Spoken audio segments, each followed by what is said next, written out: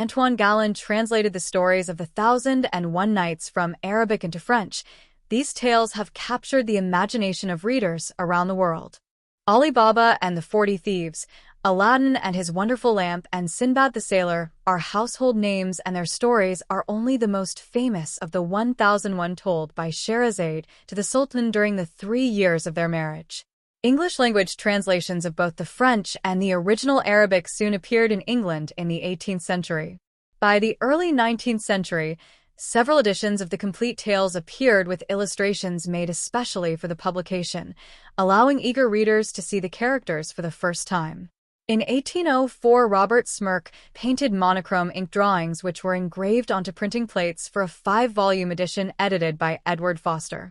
Complete tellings of all 1001 tales were rare and costly, so as today, many of the tales were told separately in smaller illustrated editions using copper printing plates or woodblocks. At this time, woodblocks were replacing the metal engravings, allowing both the image and the text to appear on the same page. By 1845, full-color illustrations began to appear, with artist F.O.C. Darley contributing to an early American edition with 10 illustrations. By the middle of the 19th century, more multi-volume editions were published with many artists contributing illustrations.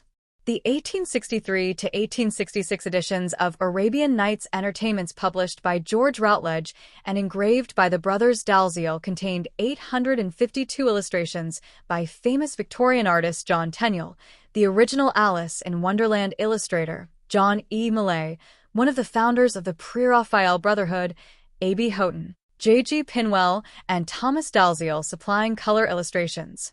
Color woodblock engraving was now the standard, with engraver Edmund Evans using up to 10 different color plates in his printings, copied from the Japanese woodblocks recently imported for the first time. Evans employed the first illustrators that became the Golden Age founders, with Walter Crane, Randolph Caldecott, Richard Doyle, Kate Greenaway, and later Beatrix Potter. Photographic reproduction gradually replaced color woodblock engraving, and around 1890, the first full-color illustrations using this new technique revolutionized the printing industry.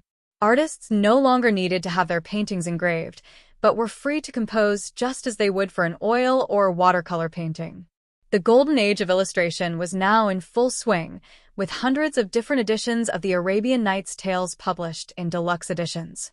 Many of the most famous and popular illustrators were employed for new editions, including Frances Brundage, whose chromolithographic illustrations were sold worldwide, Edmund Dulac, who illustrated 3 different Arabian Nights editions from 1907 to 1914, and who returned to the Arabian Nights repeatedly over his career, Arthur Rackham, famous for his Nordic-type depictions, Willy Pogany, all 3 Robinson brothers, W. Heath, T. Heath and Charles, Maxfield Parrish, American book and poster artist, Helen Stratton, Walter Paget, Rene Bull, Charles Folkard and Kay Neilsen, to name a few. Arabian Nights Illustrated takes you from the beginnings of the English-language translations through the middle of the 20th century editions, with the artists and publishers who made the golden age of illustrations loved around the world.